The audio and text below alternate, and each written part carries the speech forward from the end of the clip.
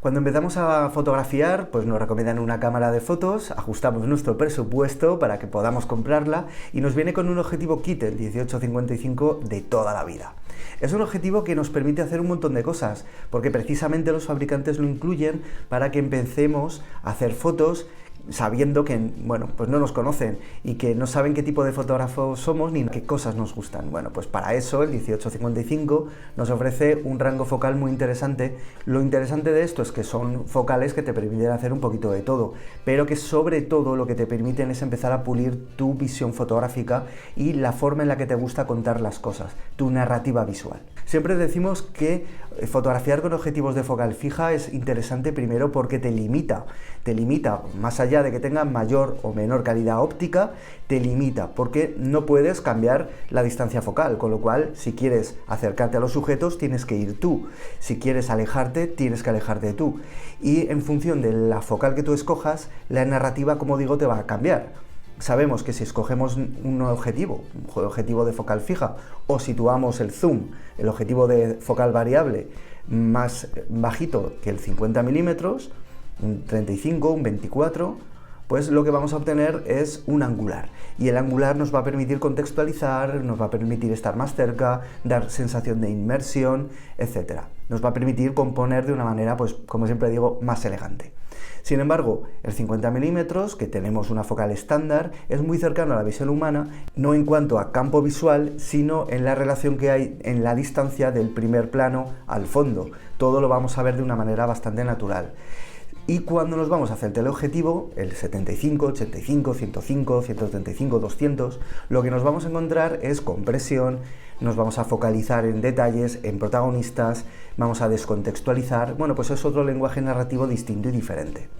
Esto cuando lo haces con una focal fija como un 35, 50, un 85 o un poco más o un poco menos, lo que vamos a conseguir es limitarnos y nos vamos a focalizar, nunca mejor dicho, en la narrativa que nos proporciona ese objetivo en concreto. Y esto es muy interesante porque la creatividad funciona muy bien cuando nosotros nos limitamos los recursos que contamos para desarrollar nuestro discurso. Si nosotros tenemos un objetivo de 35 milímetros, lo que vamos a conseguir es tener un angular estándar que no vamos a deformar demasiado, pero que nos va a permitir estar muy cerca de los sujetos, poder componer con muchos más elementos dentro de la escena y generar, como digo, una sensación de inmersión mayor que con un 50. Que el 50 lo que va a suceder es que nos vamos a focalizar más en el protagonista, vamos a encontrar un poquito más en su ambiente, en su contexto, pero no vamos a poder estar tan cerca y no vamos a poder tener esa sensación inmersiva que sí que tenemos con el 35 milímetros. Lo que vamos a tener con un 85 es algo mucho más alejado, vamos a tener que estar muy lejos. Lo interesante no es estar muy lejos, lo interesante es la compresión, que vamos a tener el primer plano y el fondo mucho más cerca, con lo cual nos va a permitir realizar un tipo de fotos totalmente distintas, en este caso descontextualizadas, porque fotografías con teleobjetivo, pues mal será que localices exactamente algo más de lo que tiene ese protagonista que has fotografiado alrededor, y además pues vas a conseguir en este caso mayor desenfoque propiamente por la focal. Entonces, lo que vamos a tener que hacer es aprender a controlar esa narrativa, y aquí es lo interesante y lo importante. De nuevo, más allá de la calidad óptica, más allá de mayor o menor nitidez, más allá de que sean más pequeños que los objetivos de focal variable, más ligeros también, y que además sean más luminosos, que eso por supuesto es muy importante. Pero yo en este vídeo me centro más en la narrativa visual, en cómo contamos las cosas. Y esto viene muy bien sobre todo cuando queremos hacer fotografías más conscientes. Si nosotros somos fotógrafos que queremos transmitir algo en concreto, ya sea en un reportaje, en un retrato, en un paisaje, vamos a utilizar ese 24 milímetros, 35 milímetros, lo vamos a utilizar de una manera distinta a como lo utilizamos cuando montamos en nuestra cámara un 50 o por ejemplo un 85. Nos vamos a tener obligadamente que acercar a las escenas, a nuestros sujetos, a nuestros elementos a fotografiar, y vamos a tener además que estar muy pendientes de dónde integramos esos sujetos, del fondo. Vamos a tener que montar escenarios, vamos a tener que montar y vigilar mucho lo que pasa en el fondo, vamos a tener que ver lo que sucede por un lado, lo que sucede por otro, porque van a pasar muchas cosas, porque son angulares.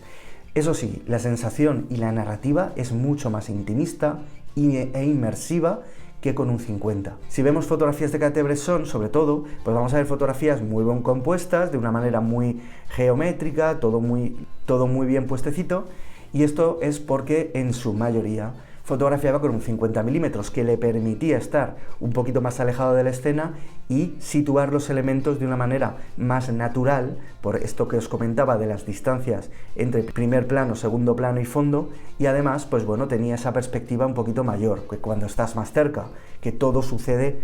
pues más de manera más, incluso os diría, más dinámica, ¿no? En este caso, lo que encontramos es una manera diferente de contar las cosas, ni mejor ni peor, diferente. Si vemos fotografías de Saul Leiter, que fotografiaba con teleobjetivos, también en la calle, vemos una manera de trabajar totalmente distinta y un lenguaje narrativo muy diferente, por ejemplo, al de otros autores de la época, ¿no? Entonces, no es cuestión de ser mejor objetivo, más pequeño, más ligero, más luminoso, es que también el escoger comprar uno de estos objetivos de focal fija va a hacer que nos centremos en una narrativa concreta, que aprendamos las distancias, que sepamos dónde detenernos, que intentemos anticipar la fotografía mucho mejor que cuando nosotros vamos con un zoom y nos quedamos parados y empezamos a girar el anillo de la distancia focal y empezamos a perder un poquito la perspectiva. Cuando nosotros tenemos un objetivo de focal variable, pues también es buena idea, y además si lo tenéis es muy interesante para empezar a ver cómo os manejáis con diferentes distancias focales, ir situando el anillo en focales concretas y no poneros todo el rato a moverlo, sino que coloquéis, por ejemplo, un 24 milímetros, un 35, un 50, lo que sea, y salgáis a fotografiar de esa manera, de ese modo, que os limitéis en este caso. La ventaja es que si tenéis una focal variable, pues bueno, podréis intercambiar entre distancias focales, pero yo os invito a que no lo hagáis, al menos que os probéis a vosotros mismos y fotografiéis de una manera más limitada, como decimos, ¿no? Si lo tenéis ahora mismo, que estáis pensando y decís, oye, me interesaría comprar un objetivo de focal fija y no sé por dónde empezar, yo os recomiendo siempre el 35 milímetros. Si tenéis, digamos, cámaras con un sensor más pequeñito que el full frame, tenéis por ejemplo una APS-C, pues tenéis que buscar objetivos de 23 o 24 milímetros, porque ya sabéis que tenéis un factor de multiplicación por el tamaño del sensor.